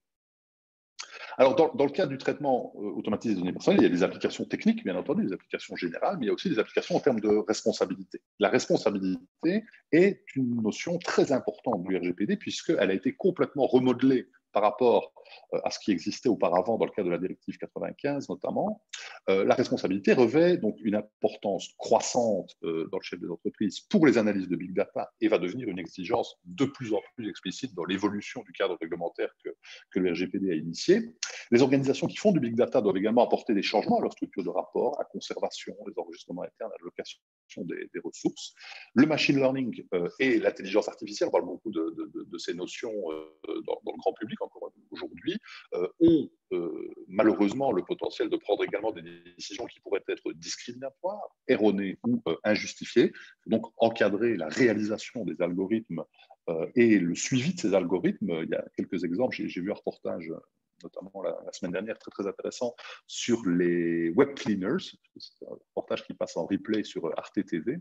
Et ce reportage était particulièrement éclairant sur le fait que finalement, aujourd'hui, les algorithmes ne sont pas suffisamment élaborés, ne sont pas suffisamment sécuritaires que pour permettre une modération efficace. Et donc, on s'appuie encore très, très souvent, et c'est d'ailleurs ce que les GAFA ne nous expliquent pas forcément toujours dans le détail, sur de la modération humaine, et donc un accès très important aux données qui sont finalement échangées entre les usagers. Dernier scandale en date, ça date d'aujourd'hui matin, les modérateurs de WhatsApp peuvent lire les messages chiffrés entre deux utilisateurs. Donc, on nous avait dit pourtant que WhatsApp, c'était du chiffrement de bout en bout et que la discussion que vous aviez avec qui vous voulez, trouver la situation dont vous souhaiteriez qu'elle ne soit pas connue par les modérateurs de WhatsApp, eh bien, sur demande d'un juge, toutes les conversations pourraient être déchiffrées par les modérateurs de WhatsApp. Scandaleux ou pas, je vous laisse juge, bien entendu, mais en tout cas, c'est possible. La qualité des données est une question clé, évidemment, également, pour ceux qui ont la responsabilité de la gouvernance de l'information dans le contexte de Big Data. Alors, en termes de défis, finalement, la protection des données personnelles, qu'est-ce que le RGPD apporte à cette protection des données personnelles? D'une part, un changement de paradigme, on l'a dit tout à l'heure, mais c'est aussi un changement de culture. Le respect de la vie privée doit devenir la préoccupation d'un certain nombre d'opérateurs et d'entreprises qui travaillent dans le domaine du marketing et de la communication, je dirais, qui utilisent les données de leurs clients et de leurs partenaires. Gardez à l'esprit que la protection des données personnelles est centrée sur l'utilisateur du service et le bénéficiaire du service et non pas uniquement sur le prestataire du service. Assurez également une meilleure collaboration à travers toute une série d'obligations finalement que les États nous imposent entre les départements et les équipes internes de l'entreprise lorsque, notamment, on conçoit un nouveau système d'information et qu'on souhaite l'opérer. Allouer également des ressources et des budgets pour mettre non seulement en conformité, mais aussi s'assurer finalement que la performance étant acquise, le respect de la vie privée et l'efficacité des mesures de sécurité permettant d'assurer ce respect sont mises en œuvre également de façon intéressante. Et puis aussi, bien entendu, réaliser régulièrement ces exercices. Je parlais de l'analyse d'impact sur la vie privée ou DPIA, Data Privacy Impact Assessment, dans le chef des organisations, comprendre quels sont les risques pour les titulaires de données et ouvrir finalement la discussion sur quelles sont les mesures les plus appropriées pour les adresser. Alors, entrons sur le règlement général sur la protection des données en tant que tel. Petit rappel très très rapide. 3 objectifs au règlement général sur la protection des données. La protection des individus, on a parlé tout à l'heure des droits humains, etc. Donc c'est évidemment en droite ligne de là que ça provient. Les obligations en matière de traitement des données personnelles, au premier rang desquelles le principe de responsabilité, mais aussi et surtout, et on a parfois tendance à présenter le RGPD comme quelque chose de très cadré, de très limitatif, alors qu'en fait, l'objectif et l'esprit de la réglementation, c'est d'augmenter la libre circulation des données, tout en proposant un cadre qui soit le plus approprié. Alors, 4 principaux enjeux permettent d'aborder le nouveau règlement européen. D'une part, l'élimination des incohérences entre les lois nationales. Ça, c'est un enjeu qui est typiquement européen. Vous aurez l'occasion de relire évidemment les slides, mais je ne vais pas rentrer dans trop de détails par rapport à ça, puisque le Sénégal n'est pas directement concerné évidemment dans cette question. Mais c'était d'une certaine façon éliminer les différences finalement de traitement qui pouvaient exister au niveau des différentes lois nationales. D'autre part, mettre en place une meilleure protection de la vie privée pour les individus avec un meilleur contrôle, plus de contrôle et un accès plus facile aux données personnelles. Il faut également que les données personnelles soient protégées, quel que soit l'endroit finalement où elles sont envoyées, traitées ou stockées. Et il est précisé d'ailleurs que c'est même en dehors de l'Union européenne, donc, notamment au Sénégal. Apporter également une meilleure réponse au challenge de la protection numérique avec notamment la notion de portabilité de la donnée qui est absolument absente de la réglementation précédente et qui a été mise en place finalement dans le cadre du RGPD. Alors la portabilité de la donnée, c'est la même chose que la portabilité de votre numéro de téléphone d'un opérateur télécom à un autre. C'est finalement, je garde mes données, quel que soit finalement le prestataire qui les gère, et je peux demander qu'elles soient transférées dans le cadre d'un service similaire d'un prestataire à un autre prestataire. Et aussi, bien entendu, un objectif économique, réduire le poids qui était très coûteux finalement pour les organisations de devoir gérer de multiples réglementations, sachant qu'aujourd'hui, le principe, c'est un continent, une loi unique, pan-européenne pour la protection des données, en remplacement de l'ancien patchwork qui existait. On avait estimé en 2016 le bénéfice à 2,3 milliards d'euros par an en la matière. Une récente enquête de... Alors, désolé pour M. Gay, c'est KPMG qui a réalisé l'enquête il y a à peu près 6 mois de ça, estime le bénéfice à l'heure actuelle, 5 ans plus tard, à environ 18 milliards d'euros. On a dépassé finalement l'objectif qui était fixé au niveau du RGPD. Alors, que réglemente vraiment le RGPD? Finalement, si on devait le résumer à l'extrême, Le RGPD, c'est quoi? C'est on prend de la donnée parce qu'on a besoin de le faire, il y a un but légitime. On le fait d'une manière respectueuse et équilibrée, c'est le principe de proportionnalité, et on le fait de façon transparente. On dit ce qu'on fait, on fait ce qu'on dit, et on demande évidemment la permission d'utiliser la donnée de l'utilisateur. Le but légitime, les données personnelles peuvent être collectées et traitées seulement quand la situation le justifie. Il y a un certain nombre de situations qui sont présentées, bien entendu, dans le cadre des considérants du RGPD, donc la doctrine du RGPD, donc notamment l'article qui concerne les conditions du consentement. Le titulaire a donné son consentement, le traitement est nécessaire à l'exécution d'un contrat, le traitement est nécessaire pour le respect d'une obligation légale, le traitement est nécessaire pour protéger les intérêts vitaux du titulaire de données, ou le traitement est nécessaire pour la réalisation d'une mission d'intérêt public. La proportionnalité, les données peuvent être transférées seulement quand c'est proportionnel à l'objectif pour lequel elles sont collectées et traitées. Donc, ça veut dire qu'il faut savoir pourquoi on le fait et dans quel contexte on doit assurer justement cette limitation à une proportionnalité acceptable. Et bien sûr, le titulaire de données doit également, dans le cadre de la transparence, être informé quand ces données sont collectées et comment elles vont être traitées. La protection donc, des personnes physiques et la libre circulation des données à caractère personnel, j'en avais déjà parlé. Les principes fondamentaux également du RGPD, donc l'article 5 énumère finalement les principes applicables dans le cadre du RGPD. Alors, on les passe rapidement en revue, mais c'est assez évidemment auto-explicatif. La licéité, donc la légalité, la loyauté, la transparence, donc l'équité, la transparence, les trois premières boîtes du dessus. Les données personnelles doivent être traitées de manière licite, loyale et transparente au regard de la personne concernée. La limitation des finalités, il y a des objectifs de limitation de finalités qui stipulent que les données doivent être collectées pour des finalités qui sont déterminées, explicites et légitimes au moment de la collecte des données. La minimisation également de la donnée. Les données personnelles doivent être adéquates, elles doivent être pertinentes et elles doivent être limitées à ce qui est strictement nécessaire au regard des finalités pour lesquelles elles sont traitées. Autre principe important, c'est le principe d'exactitude. Les données personnelles doivent être exactes et, évidemment, si nécessaire, doivent être tenues à jour. Et toutes les mesures raisonnables doivent être prises également pour que les données à caractère personnel qui sont inexactes, eu égard aux finalités pour lesquelles elles sont traitées, soient évidemment traitées avec le respect de l'intégrité qui convient également. Dans le cadre de l'intégrité, bien entendu, le principe est que les données doivent être traitées de façon à garder une sécurité appropriée, une confidentialité des données personnelles à l'aide de mesures techniques ou organisationnelles appropriées, et que la modification de la donnée fasse l'objet de mesures de maîtrise permettant de s'assurer qu'une donnée ne sera pas modifiée sans contrôle ou sans garde-fou. Enfin, le principe de responsabilité. Le responsable de traitement est responsable, évidemment, de tous ces principes. Il endosse cette responsabilité. On parle en anglais de accountability. On peut le traduire par l'imputabilité, finalement, du responsable de traitement. Donc, l'imputabilité, c'est la responsabilité avec la possibilité de se faire éventuellement sanctionner dans le cas où on ne respecterait pas ses obligations. Quelques exemples de sanctions qui ont été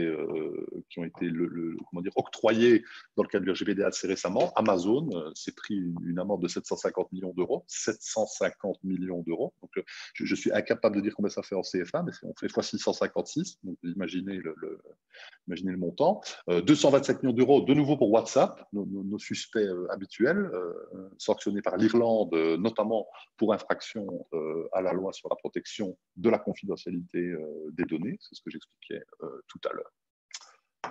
Alors, en ce qui concerne le traitement des données personnelles, on a déjà un petit peu débordé, je ne vais pas rentrer dans le détail, mais il y a un certain nombre de principes élémentaires qui sont encadrés par le RGPD. Je vais juste vous rappeler quels sont-ils. La collecte de la donnée doit être réalisée évidemment en fonction d'un certain nombre d'obligations, principe de limitation de la collecte. L'organisation permettant de limiter les risques en matière de stockage de la donnée et de son utilisation ultérieure. Le stockage de la donnée avec une protection de son exactitude et de son intégrité. Le transfert de la donnée dans des conditions qui sont évidemment acceptables vis-à-vis notamment des pays tiers à l'Union européenne, et la destruction de la donnée qui doit être anticipée, prévue dès le départ et organisée de façon telle à ce que la donnée soit réellement détruite si on le demande. La portée territoriale du RGPD est également un élément important de de cette dynamique et de cette démarche, puisque le RGPD s'applique aux organisations qui ont des établissements européens où des données personnelles sont traitées, mais aussi des établissements qui ne sont pas localisés dans le territoire de l'Union européenne, mais qui offrent des services et qui utilisent de la donnée de résidents de l'Union européenne. On ne parle pas de citoyens, c'est-à-dire que si, par exemple, prenons l'exemple d'un de vos compatriotes d'origine sénégalaise qui vivrait, prenons l'exemple de la Belgique, puisque je suis belge d'origine, cette personne étant résident naturellement en Belgique bénéficiera des mêmes droits que le résident belge de nationalité belge, alors même que cette personne ne serait pas de nationalité, même pas européenne. Il réside en Europe, c'est donc un critère suffisant pour assurer la protection de ses droits. Alors, on va voir, et je terminerai là-dessus, comment justement ces aspects sont liés finalement à la relation entre le Sénégal et l'Union européenne sur la base du transfert international de données personnelles. Pourquoi est-il nécessaire de réguler et de contrôler le transfert international des données? Premièrement, parce que l'économie a transformé la manière, enfin la technologie a transformé la manière dont l'économie s'exécute. Aujourd'hui, on vend tout et n'importe quoi de partout vers partout, un peu de choses près. Donc on est dans pour ceux qui font du réseau, on est dans du any to any, du n'importe qui à n'importe quoi. Donc c'est un réseau qui est maillé, c'est un mesh. Et puis les flux transfrontaliers de données personnelles vers et en provenance des pays tiers et d'organismes internationaux sont nécessaires évidemment pour pouvoir continuer à assurer la coopération du commerce au niveau international. Alors, les pays avec un niveau de protection adéquat sont listés par l'Union européenne. Alors, il faut savoir évidemment que le Sénégal était parmi les premiers pays non européens à adhérer le 25 août 2016, donc 4 mois après la publication du RGPD, ce qui est quand même déjà très très notable, à la Convention pour la protection des données à l'égard du traitement automatisé des données à caractère personnel, qu'on appelle également la Convention 108. Cette Convention 108 dispose également d'un protocole additionnel qui est d'ailleurs en vigueur, donc cette convention, depuis le 1er décembre 2016 à l'égard du Sénégal. Il y a d'autres États qui sont également entrés en ligne de compte, notamment le Cap-Vert, l'Uruguay, la République de Maurice, qui étaient des États également partis à la Convention. Donc il faut savoir que le Sénégal est relativement bien positionné, notamment par rapport à ces mesures d'adéquation. On attend, malheureusement, l'ensemble de ces États adhérents à la Convention 108, les mesures et les décisions d'adéquation. Ce sont des discussions qui ont lieu entre le Comité européen de protection des données, ce qu'on appelle l'European Data Protection Board, et les autorités de protection des données, donc la CDP. M. Diop pourra sans doute répondre aux questions éventuelles sur le sujet en matière de où en sommes-nous par rapport à ces décisions d'adéquation. Y en a-t-il déjà qui ont été négociées? Certaines sont-elles déjà applicables? Ça peut être intéressant d'aborder ce sujet. Pour ma part, je vais juste rappeler le cadre général. Ce transfert peut avoir lieu uniquement dans 3 cas, puisque en fait, il est par défaut interdit. Il n'est autorisé que si l'État qui reçoit la donnée, enfin l'entreprise qui agit dans le cadre d'un État qui a fait l'objet d'une décision d'adéquation fonctionne. Une autorisation particulière a été accordée, une autorisation qui doit être évidemment autorisée par l'autorité de protection des données du pays d'origine, et des situations particulières qui peuvent être analysées. Alors, ces différents cas de figure font l'objet de ce qu'on appelle des garanties appropriées, à savoir l'utilisation de règles d'entreprise contraignantes. Donc, les entreprises d'un même groupe qui travaillent dans différents pays peuvent transférer des informations concernant leurs clients à leurs différentes filiales, à condition de respecter évidemment un programme commun de traitement des données à caractère personnel et de la vie privée. Il faut également des clauses standards au niveau de la protection des données, des mécanismes éventuellement de certification. Je prends l'exemple de CertiTrust, parce que je le connais bien. CertiTrust certifie notamment la conformité au cadre réglementaire entre différents pays et permet finalement de démontrer qu'un effort a été fait, que la responsabilité est gérée au niveau de l'entreprise pour pouvoir assurer finalement un niveau acceptable d'autorisation. Des codes de conduite peuvent également être mis en place ou des instruments contraignants des pouvoirs publics de l'État destinataire. Par exemple ici l'exemple du Sénégal, qui aurait été mis en place, par exemple, une réglementation qui serait plus exigeante sur certains aspects, par exemple, ou sur l'ensemble des aspects que le RGPD. Et donc, les transferts fondés sur une décision d'adéquation, ils sont résumés dans le RGPD. Je vous ai fait le slide de résumé, mais c'est l'article 45 du RGPD. Une règle de droit, le respect des droits de l'homme, la mise en œuvre de législation appropriée au niveau sectoriel ou général d'ailleurs, des mesures de sécurité audité et certifié conforme, de la jurisprudence légale au niveau des cours et tribunaux nationaux, la présence et le fonctionnement efficace d'une ou plusieurs autorités de contrôle dans le pays, ce qui est le cas du Sénégal, bien entendu, un accord international validé par le pays tiers ou l'organisation internationale concernant la protection et le respect des données personnelles, c'est donc la fameuse convention 108. Donc voilà, en ce qui concerne finalement cette présentation. Excusez-moi, j'ai été un peu rapide évidemment sur la fin, mais ça va nous permettre évidemment de passer un peu de temps en questions-réponses pour ceux ou celles qui le souhaitent. Voilà, je vous remercie de m'avoir écouté et à tout de suite pour les questions-réponses. Merci, merci beaucoup Pierre pour cet éclairage. Donc nous avons reçu donc, pas mal de questions de l'assistance. On va essayer de les passer en revue. Donc, j'ai plusieurs questions ici. Je vais essayer de les regrouper. Alors, il y a une question qui est revenue à plusieurs fois. Est-ce que lorsqu'on a une démarche ISO 27001, un système de management de sécurité de l'information, ou lorsque nous avons une certification ISO 9001 ou autre, est-ce que cela nous exonère de la conformité par rapport au RGPD ou par rapport à la loi sénégalaise donc en la matière? Donc, je pense que M. Diop peut répondre à cette question, ou plutôt peut-être Malik, parce que tu as parlé tout à l'heure du système de management de la sécurité de l'information. Peut-être je vais te laisser Malik répondre à cette question et je vais plutôt poser les questions plus techniques à M. Diop. Malik? Malik, c'est là.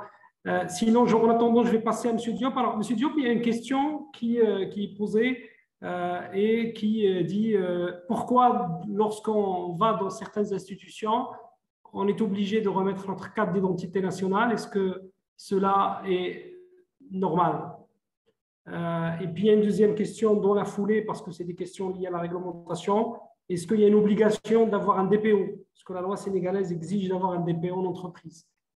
Et une troisième question aussi, par rapport aux caméras à domicile, est-ce que pour les aides ménagères, on doit aussi respecter certaines règles pour la mise en place de caméras au niveau de chez soi, quoi? Donc, les trois questions. Notre première question, est-ce que le fait de retenir les cartes d'identité lorsqu'on entre dans certaines institutions est légal? Deuxième question, est-ce que le DPO est une fonction qui est obligatoire dans une entreprise? Et la troisième question, quid de la vidéosurveillance à domicile vis-à-vis de la réglementation? Merci Omar et merci à tous les participants pour ces questions très pertinentes que j'ai notées. Pour la première série de questions sur les registres des entrées et des sorties, je pense que cette question revient depuis hier. On l'a vu dans les... Même ici au Maroc. Voilà. Je ne sais pas qu'est-ce qui le motive. Est-ce que voilà, il y a un contexte particulier qui fait que voilà, les gens s'intéressent beaucoup plus à leur pièce d'identité. En fait, les cartes nationales d'identité qui sont utilisées dans le cadre des contrôles d'accès, comme je l'ai dit tout à l'heure, ça sert à identifier déjà non seulement les visiteurs, mais peut-être bien dans certains cas, les salariés d'une entreprise, donc pour contrôler les entrées et les sorties, pour savoir qui est entré et qui est sorti à quelle heure et à quelle heure. Maintenant, l'intérêt de la question réside dans le fait que est-ce qu'il faudrait retenir la pièce d'identité, la carte nationale d'identité? Est-ce que cette rétention est nécessaire pour arriver à contrôler les entrées et les sorties? Alors, actuellement au Sénégal, par rapport à la législation et à la jurisprudence, entre guillemets, si je peux l'appeler ainsi, c'est-à-dire les décisions rendues par la CDP, c'est qu'il est autorisé aujourd'hui de collecter des informations sur un visiteur à travers un registre. Les informations qui sont autorisées, c'est le nom, le prénom, le numéro de la carte nationale d'identité uniquement, donc le numéro, le NCI, le NIN, pardon, qui peut être donc enregistré sur le registre à des fins de contrôle, par exemple, ultérieurs, on ne le souhaite pas. Par exemple, si une personne qui était venue au niveau d'un établissement est repartie et a commis, par exemple, une infraction, donc on pourrait, à partir du numéro du NII, identifier cette personne-là à des fins donc, de poursuite judiciaire, entre autres. Donc aujourd'hui, il est autorisé donc, de collecter ce type de données, ces catégories de données-là, donc le numéro d'identification nationale qui est sur la carte nationale d'identité. Le numéro de téléphone doit être facultatif. Donc, doit être facultatif. On ne peut pas de façon obligatoire donc, collecter le numéro de téléphone parce que ce n'est pas nécessaire pour permettre donc, le contrôle des accès et des entrées et des sorties. Mais si le préposé à la sécurité veut disposer du numéro de téléphone, il faudra le consentement de la personne du visiteur. Donc, ce qui est autorisé, comme je l'ai dit tout à l'heure, c'est le nom, le prénom donc, et le numéro de la carte nationale d'identité. Bien sûr, après, il faudra avoir les conditions de gestion de ces registres parce qu'il y a la durée de conservation, il y a la période de conservation des registres qui doit être fixée. Et je rappelle que la CDP a élaboré une norme simplifiée que voilà, nos chers participants peuvent consulter à travers notre site internet www.cdp.sn pour pouvoir connaître les limites de l'utilisation de ces registres donc, par rapport donc, au contrôle des accès au niveau de certains établissements. Concernant la deuxième question sur le DPO, donc le délégué à la protection des données personnelles, ce n'est pas une exigence de la loi sénégalaise actuellement.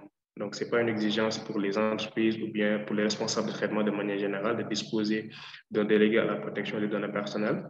Cependant, disposer de ce délégué constitue un atout pour l'entreprise, constitue donc, c'est souvent pour une commodité pour pouvoir assurer donc, le suivi de la conformité de l'entreprise. Souvent, on demande à ces responsables de traitement de désigner un point focal qui serait l'interlocuteur donc, de la CDP par rapport aux démarches, par rapport également aux missions de contrôle. Mais ce n'est pas actuellement une exigence. Cependant, la loi actuelle qui est en cours donc de révision, donc l'avant-projet même a été déposé, donc prévoit donc l'obligation de désigner des DPO pour les structures publiques déjà, pour toutes les structures publiques, et pour les entreprises également qui mettent en œuvre des traitements de façon considérable à grande échelle, comme le prévoit peut-être bien le RGPD et d'autres textes. Donc, pour ces entreprises-là qui procèdent à des traitements de données sensibles, des traitements à grande échelle, il leur faudra impérativement désigner un DPO. Et ce DPO-là, la loi, en tout cas le projet de loi, ne fixe pas, c'est-à-dire une exclusivité par rapport à cette mission, c'est-à-dire que ça peut être une personne qui est dédiée, par exemple, à la responsabilisation, qui est dédiée à la sécurité de l'information ou bien au responsable juridique, qui peut également s'atteler aux tâches donc, de responsable de délégué à la protection des données personnelles. Si l'entreprise également choisit de prendre un profil qui est exclusivement dédié à cela également, la loi n'en fait pas d'obstacle. Il est également prévu d'externaliser cette mission de déléguer la protection des données personnelles pour un responsable de traitement, de l'externaliser vers des cabinets. Et cela me donne l'occasion de répondre, je pense, à une question qui a été posée sur le chat, sur donc, les cabinets qui peuvent également intervenir en termes de conseil, en termes d'accompagnement pour le respect de la législation sénégalaise. Oui, c'est permis. Aujourd'hui, il y a des cabinets qui sont sur la place, mais il n'y a pas encore de reconnaissance formelle à travers une accréditation ou bien une certification pour mener à bien donc, ces missions de conseil, d'accompagnement pour la conformité. Après, il y a la dernière question sur les caméras à domicile qui sont également actuellement très en vogue, je peux dire. Est-ce qu'il faudrait, de la même manière qu'un employé qui travaille dans une entreprise, faire respecter donc, les droits d'un personnel donc, des maisons? Oui. Actuellement, encore une fois, si vous lisez, si vous allez sur notre site, il y a une délibération de portée générale. Souvent, la commission sort des délibérations de portée générale pour éclairer sur certains points la législation. Et par rapport à la vidéosurveillance à domicile, aujourd'hui, il est par exemple interdit d'installer une caméra dans une cuisine où travaille par exemple le personnel de maison parce qu'il est considéré comme son lieu de travail et il ne devait pas être surveillé à temps plein, donc de façon permanente dans son lieu de travail. Par contre, il peut être autorisé d'installer des caméras dans les espaces communs, voilà, des couloirs, etc. Et bon, l'information de l'affiche également pour montrer que voilà, le domicile est sous vidéosurveillance, etc. Donc, c'est également des critères que l'on peut retrouver dans la délibération de portée générale qui est disponible sur le site de la CDP. Merci. D'accord, merci beaucoup, M. Diop. Très rapidement, deux, trois autres questions. Une question sur quelle est la durée de vie d'un récépissé de dépôt de dossier.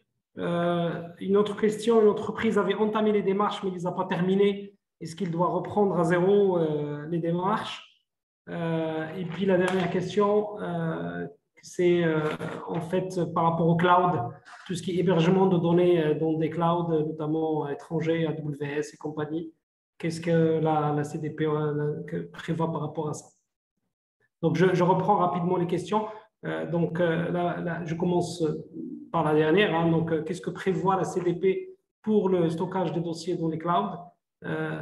Autre question, quelle est la durée de vie d'un récépissé de dépôt de dossier? Troisième question, c'est une entreprise qui a entamé les démarches et qui ne les a pas terminées avec la CDP. Est-ce qu'il peut est-ce qu'il peut terminer le process ou il doit refaire une nouvelle demande et reprendre toutes les démarches avec la CDP? Et puis, si vous le souhaitez, vous pouvez aussi expliquer un peu ce que fait la CDP pour vulgariser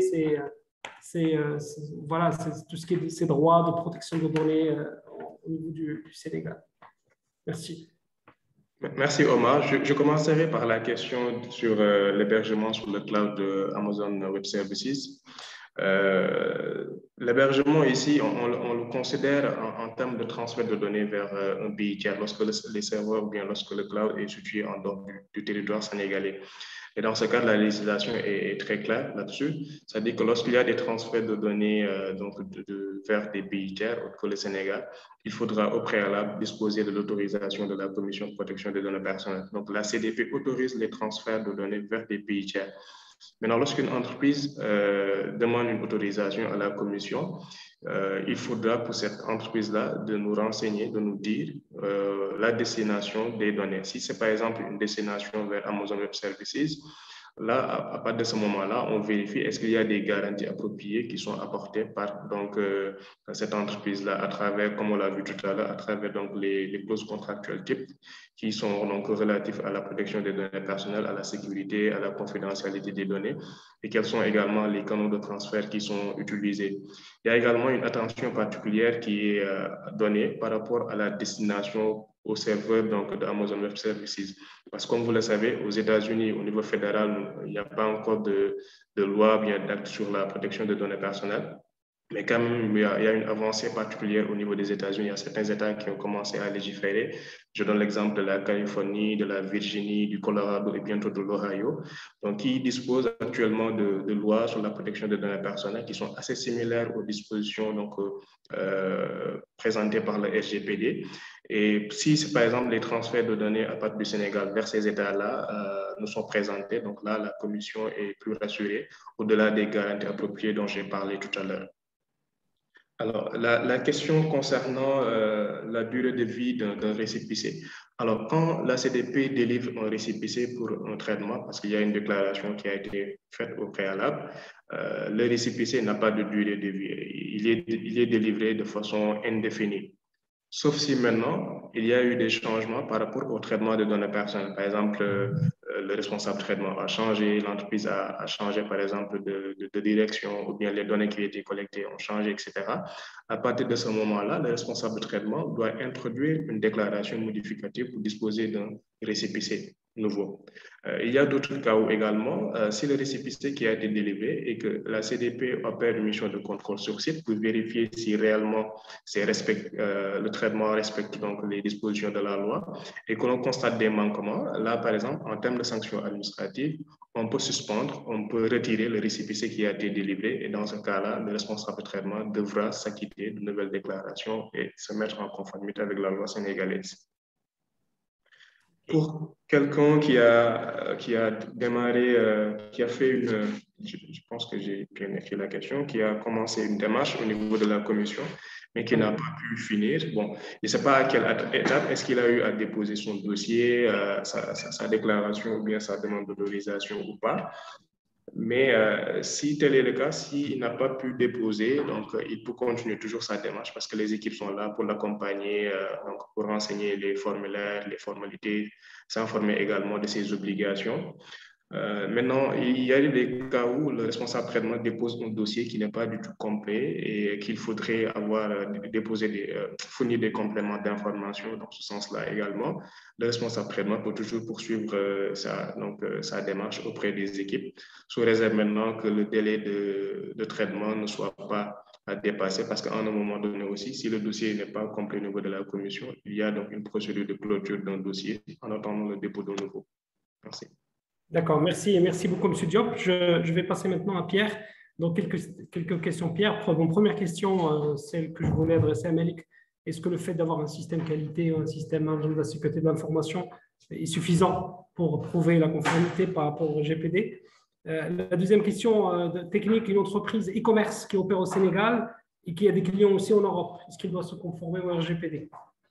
Troisième question, c'est est-ce que une multinationale qui a un DPO au niveau de son siège, headquarter, est-ce qu'il peut désigner ce DPO comme interlocuteur pour la filiale locale?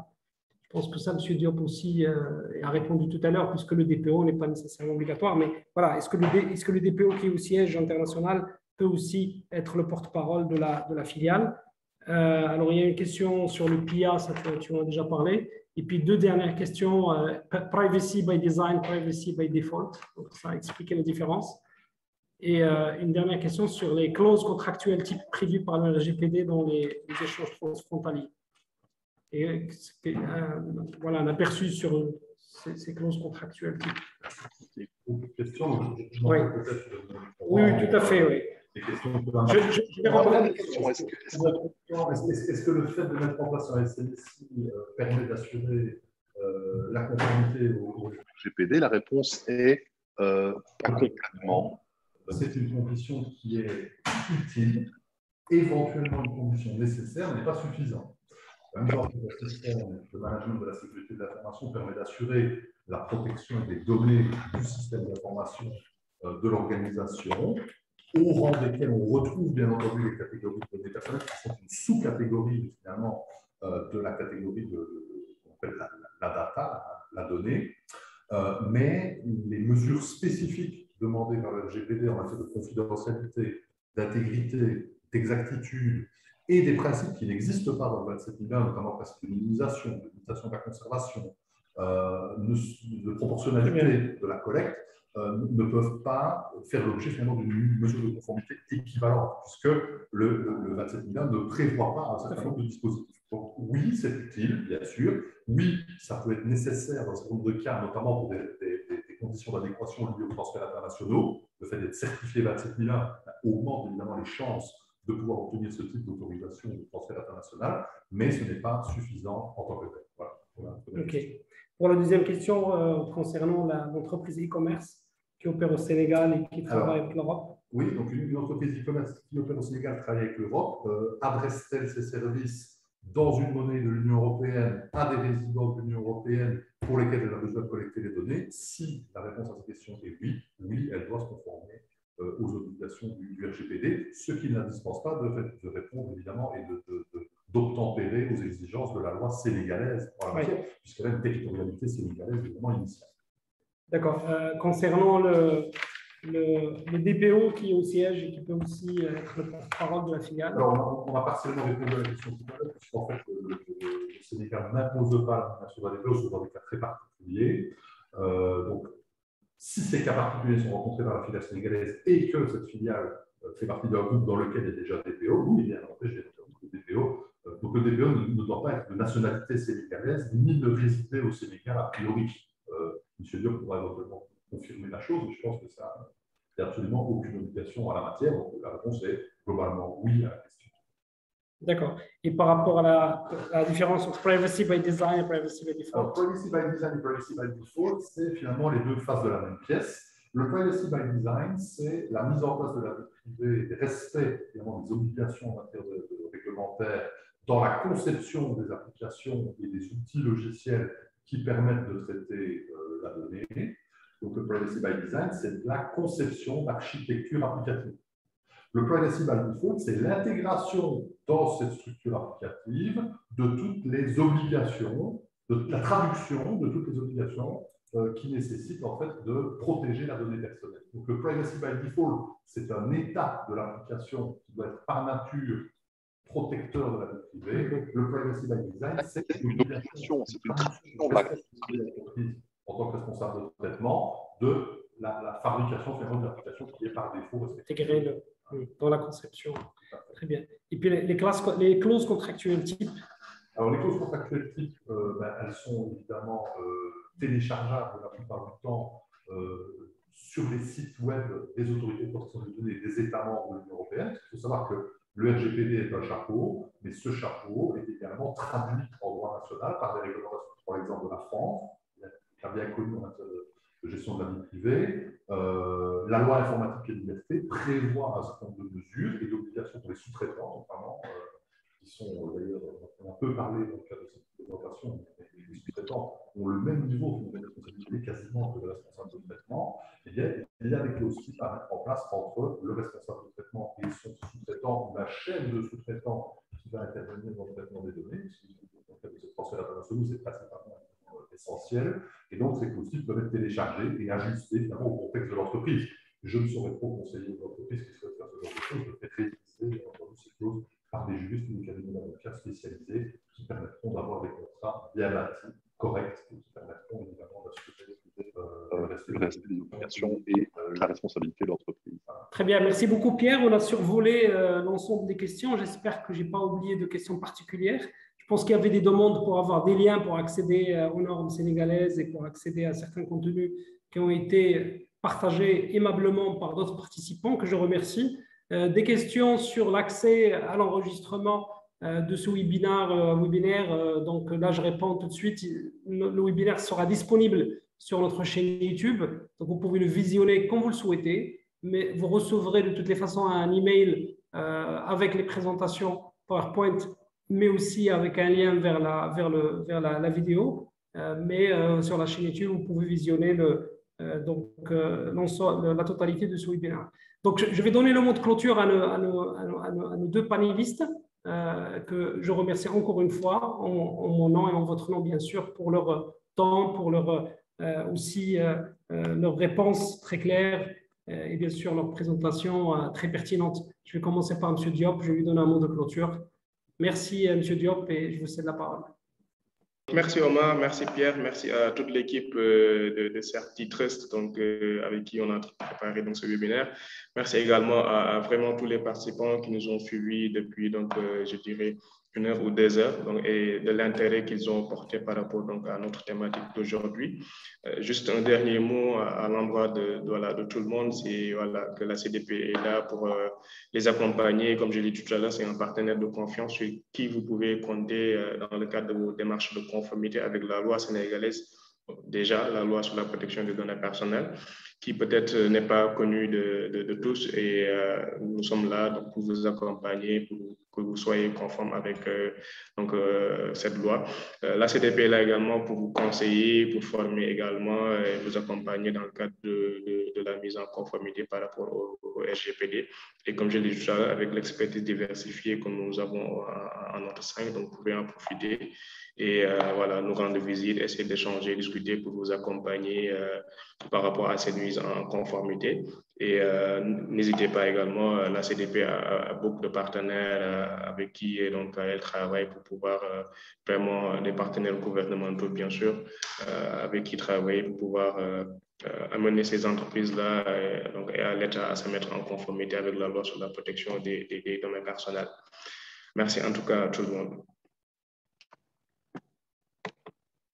Merci Pierre, à toi la parole. Alors, je voudrais vous remercier évidemment de cette participation. J'ai vu qu'il y avait jusqu'à plusieurs dizaines de personnes qui participaient, il y a eu beaucoup de questions. Donc c'était très intéressant de notre point de vue. Je voudrais terminer en fait en disant finalement que le gros du boulot il est déjà derrière le Sénégal, puisqu'en fait il y a des conventions qui sont signées, il y a une autorité de protection de données qui fonctionne très bien, mais l'occasion de s'en rendre compte, et d'ailleurs je ne suis personne, mais je tiens à féliciter M. Diop et l'organisation de la CDP au Sénégal pour l'immense travail qu'ils ont déjà accompli jusqu'à présent et qui ont créé finalement les conditions d'un contexte solide, robuste en matière de protection des données personnelles. il n'est jamais fini, bien entendu, donc je vous souhaite beaucoup de courage pour la suite, bien sûr, mais c'est vraiment très, très notable et très important. Donc, nous, ça nous semblait très utile, même si ça peut paraître un peu ambigu au départ, dans le RGPD et Sénégal, bien collé ensemble, mais en fait, c'est très, très important, vu le tissu économique sénégalais et les enjeux qui sont liés notamment aux relations entre l'Union européenne et le Sénégal. Donc moi, je pense que, en tout cas, le chemin est vraiment bien tracé et le cadre légal et réglementaire est là. Les entreprises ont un interlocuteur, ce n'est pas toujours le cas dans beaucoup de pays. C'est le cas au Sénégal, on trouve que les gens tous.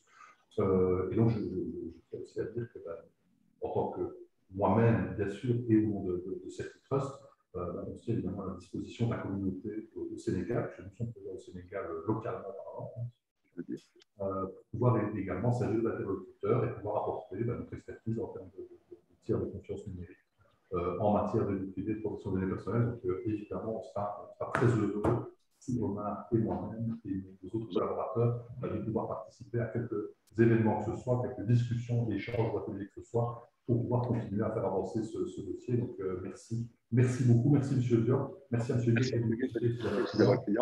Et merci, Sioma, pour cette modération. Merci. Excellente. Voilà. Merci. Merci à vous tous et à très bientôt. Et merci, M. Dior, pour une fois. Au revoir. Merci, à très bientôt. Au revoir. Allez, au revoir.